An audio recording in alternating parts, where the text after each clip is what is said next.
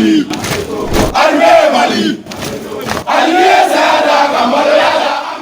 C'est un plaisir pour nous de vous retrouver comme toutes les semaines pour vous parler de l'actualité concernant les forces de défense et de sécurité. Bonjour ou bonsoir, ça dépend de l'heure à laquelle vous nous recevez. Bienvenue dans votre émission Défense citoyenne. Elle est l'une des forces les plus proches de la population. Elle est présente un peu partout sur l'ensemble du territoire national. Elle veille sur les populations et leurs biens. Il s'agit bien sûr de la police. Dans son édito de la semaine, Colonel Mariam Sagara fait un clin d'œil à la police nationale. Suivons.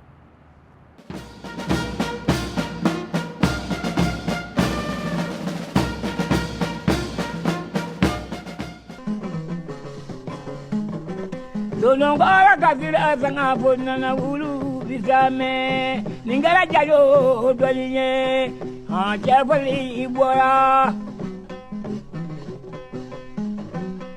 ila mama brasula jadindo maja nyamina araba kale odo maja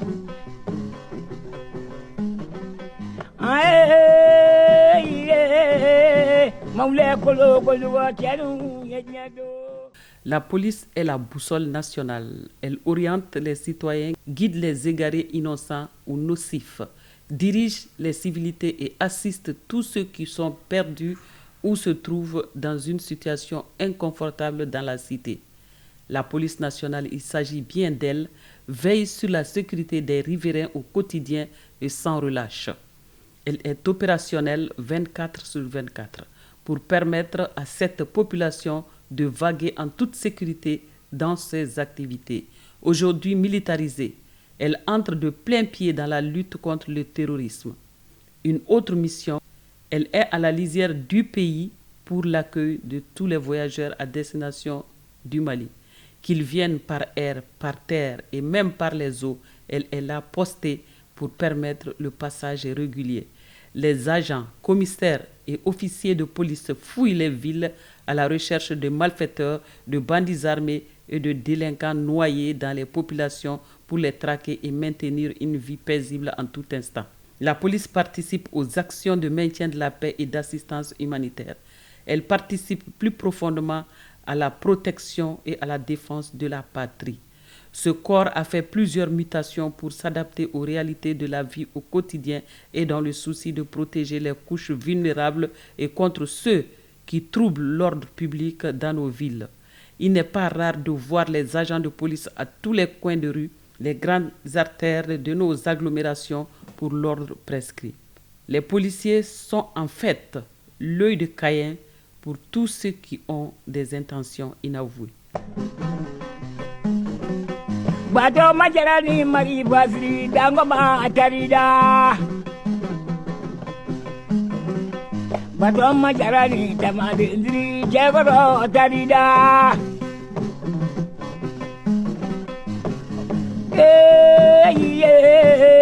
maula kolo koluga jalu menwanye sajara sabawu la yamae. Après l'édito de la semaine, c'est au tour du directeur général de la police de nous parler des différentes missions de cette force désormais militarisée. Suivons pour plus de détails.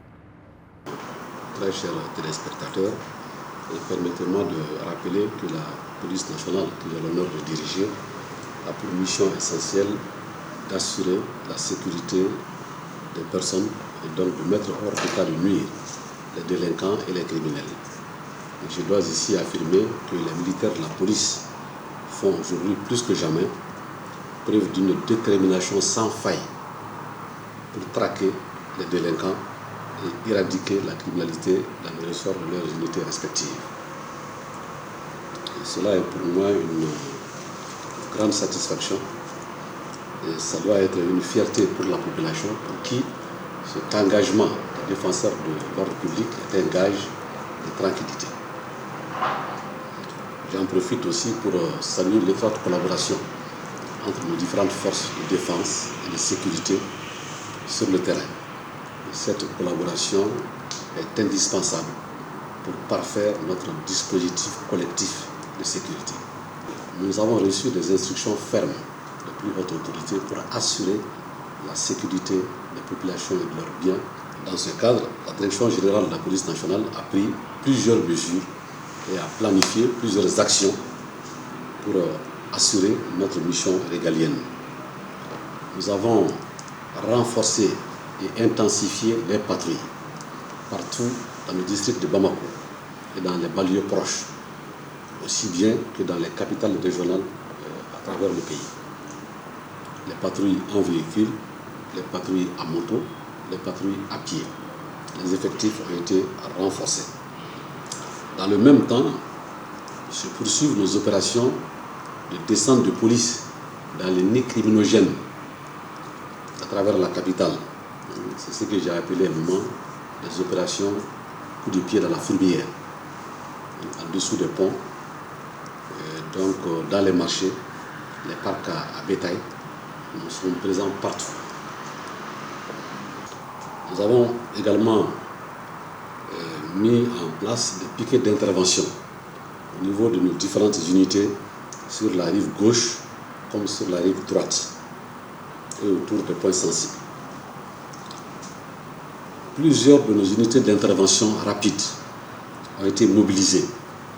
L'unité mobile de surveillance et d'intervention, la brigade anticriminalité, la brigade de surveillance et d'intervention, et ce que nous appelons les CRPN, les compagnies d'intervention rapide de la police nationale, pour appuyer les effectifs de la sécurité publique déployés déjà, comme je vous l'ai dit, pour contrecarrer les menaces criminelles éventuelles. Nos agents de renseignement, je vais vous y attendre, nos agents de renseignement sillonnent tout le district à la collecte d'informations pour nous permettre d'anticiper sur les actions malveillantes ou potentiellement dangereuses. Il y a aussi une grande mission de l'inspection de la police nationale qui est à pied d'œuvre pour s'assurer de l'effectivité et de l'efficacité de l'ensemble de notre dispositif sécuritaire mis en place, de façon à pouvoir nous proposer des plans de réorientation possibles en fonction du besoin.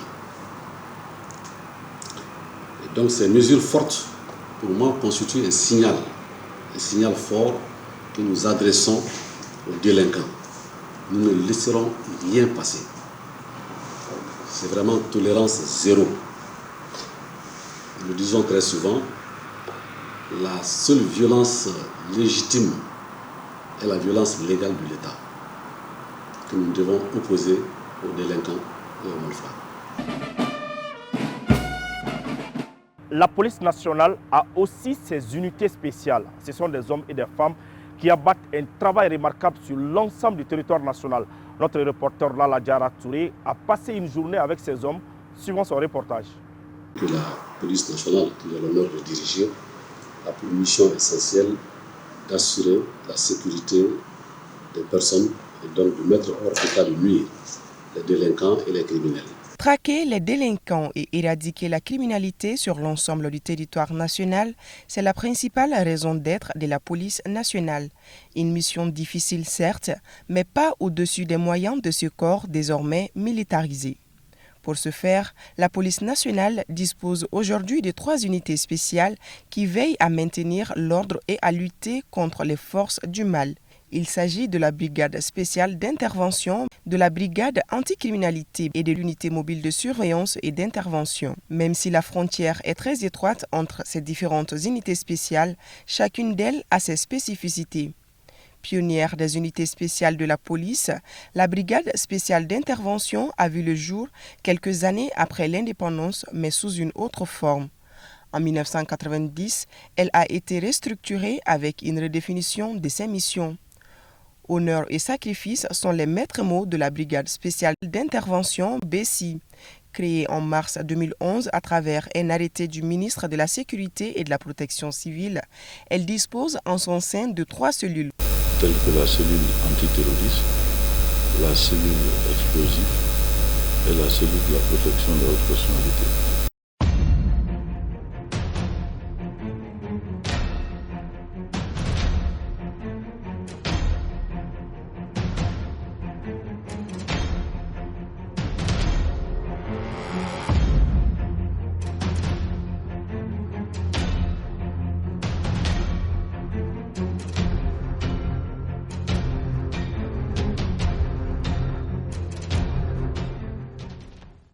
La brigade spéciale d'intervention a pour mission la lutte contre le terrorisme sous toutes ses formes, le désamorçage des bombes, des explosifs et le déminage, et la protection des hautes personnalités, autrement appelées garde du corps.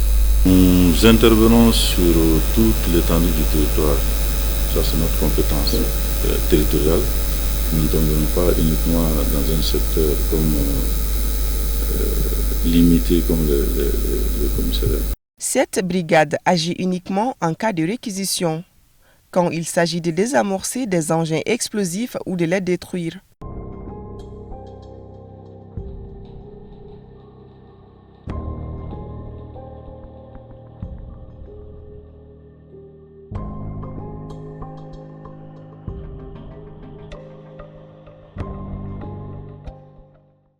Créée également en 2011, la brigade anticriminalité BAC, de son côté, veille au maintien de l'ordre public.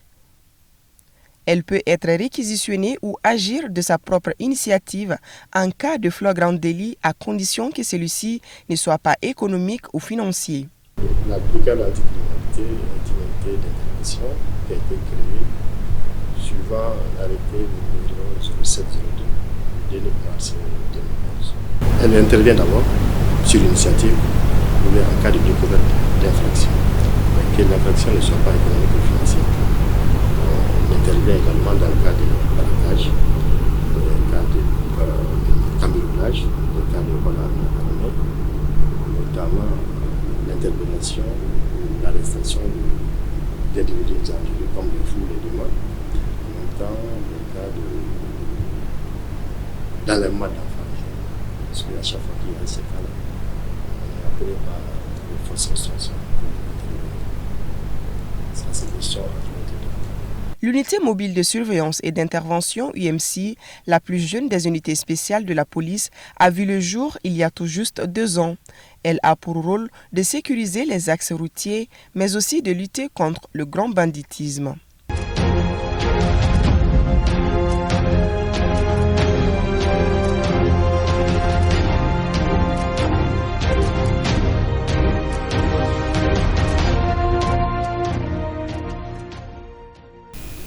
L'unité mobile de surveillance et d'intervention, en abrégé UMC, a été créée le 31 août 2022, suivant un arrêté ministériel.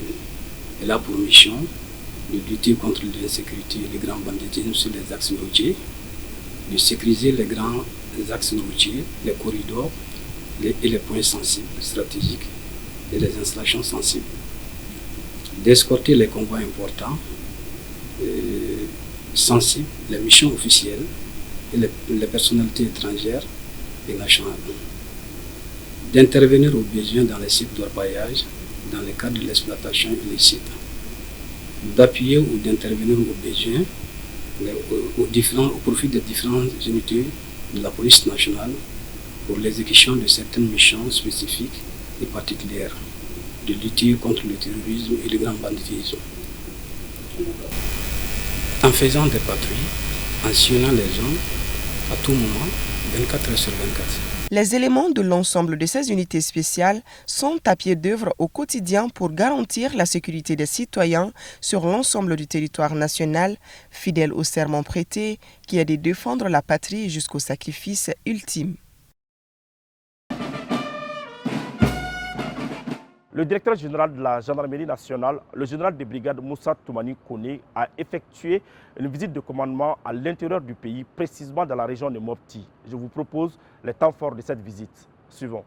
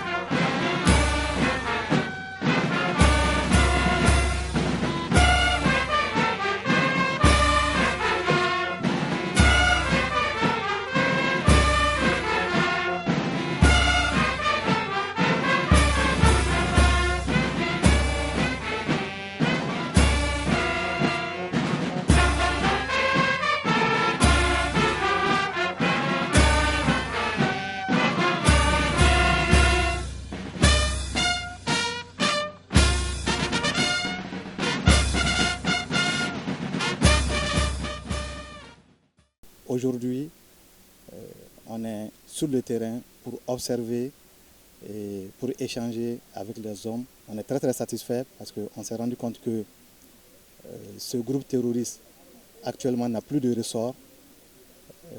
Beaucoup de leaders ont été éliminés.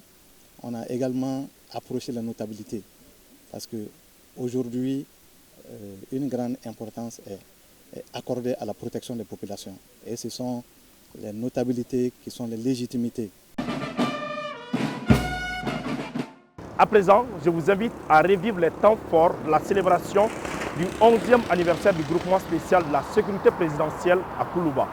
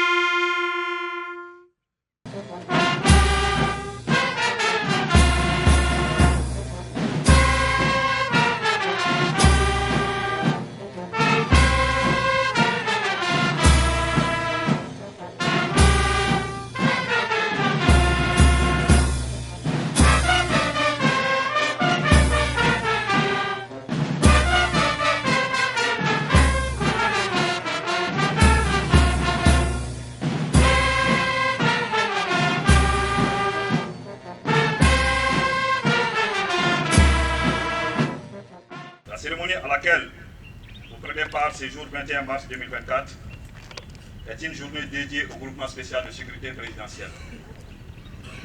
Raison pour laquelle je suis profondément honoré de prendre la parole aujourd'hui, à l'occasion de cette journée commémorative spéciale. C'est un moment de célébration pour lequel nous remettrons des attestations de reconnaissance, des insignes GSSP et des distinctions honorifiques. Ainsi, nous vous évertuons chaque année, dans la mesure du possible, à célébrer les hommes qui, de nuit et de jour, s'emploient à assurer la sécurité de la première institution de la République du Mali. La remise des attestations de reconnaissance est un moment privilégié pour exprimer notre gratitude envers eux qui ont consacré leur temps, leurs compétences et leur énergie à la réalisation d'idéaux communs, à l'accomplissement des tâches ardues et à la promotion du bien-être collectif. En cette journée mémorable, nous accueillons également ceux qui prêteront serment. C'est un moment solennel où ils s'engagent à respecter des principes éthiques élevés, à servir avec intégrité et à faire preuve de dévouement envers leur profession. Au nom du président de la transition, chef de l'État, chef suprême des armées, je tiens à féliciter chaleureusement les futurs récipiendaires pour leur réalisation exceptionnelle. Votre dévouement et votre persévérance sont une source d'inspiration pour nous tous. Puissiez-vous continuer à repousser les limites, à réaliser vos rêves et à aspirer les autres avec exemplarité. À l'ensemble du personnel GSSP, je vous exhorte à persévérer dans la dynamique en cours et à retenir que servir son pays, servir sa première institution est un sacerdoce que nous devons continuer à réussir. À ceux d'entre nous qui sont en engagement opérationnel, nous avons une pensée pour chacun d'entre eux, d'où qu'ils se trouvent, et à nos blessés de guerre. Nous souhaitons prompt rétablissement.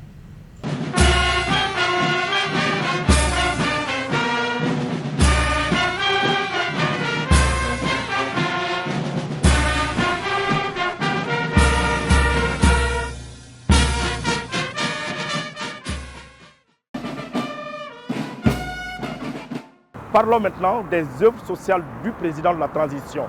C'est 200 familles qui viennent de bénéficier des kits alimentaires. Un geste qui les permettra de passer un excellent mois de Ramadan, nous dit le sergent Safiatou Sanogo. Suivant. Le mois de Ramadan, une période d'adoration, de partage et surtout de grandes consommations pour les fidèles musulmans. Pour faire face aux dépenses et permettre aux veuves et orphelins des militaires du génie militaire tombés sur les champs d'honneur de s'acquitter de ce quatrième pilier de l'islam, le président de la transition fait parler son cœur. À travers ses œuvres sociales, 100 familles viennent de bénéficier chacune d'un sac de riz, du mil, du sucre, d'un carton de pâtes, du lait et un bidon d'huile de 20 litres.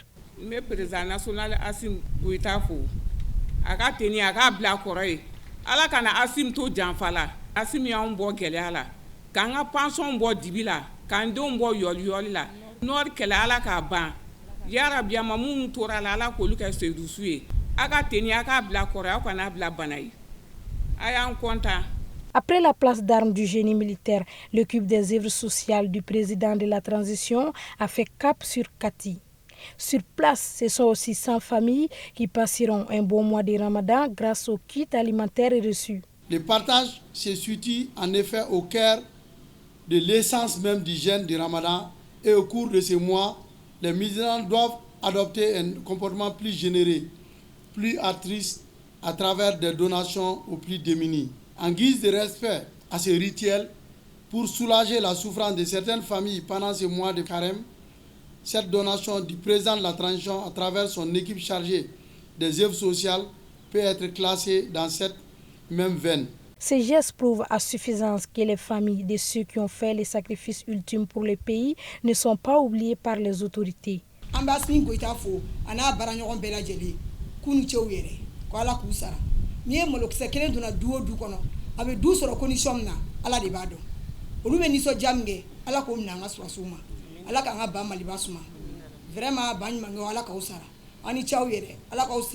Le président de la transition a voulu montrer sa solidarité et sa gratitude envers le peuple malien en général et les démunis en particulier.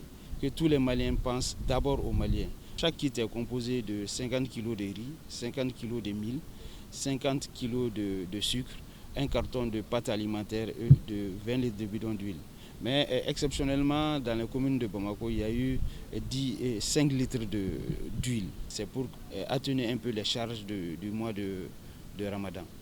Il faut rappeler que cette opération va concerner 1600 familles à travers le Mali. Hommage maintenant à ceux qui ont fait le sacrifice ultime pour le pays. Une réalisation de colonel Mariam Sagara et de l'adjudant-chef Adama Traoré. Suivons. Masaya, Masaya,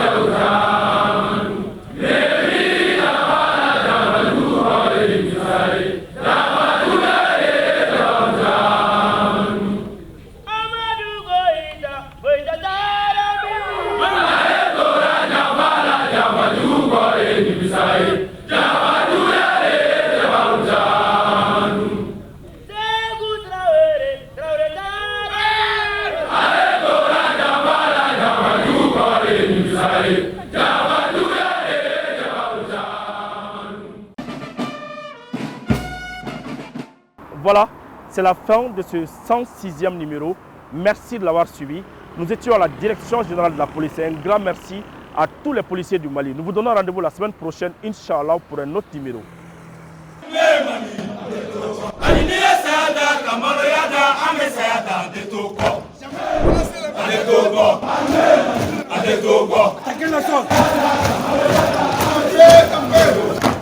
Mali.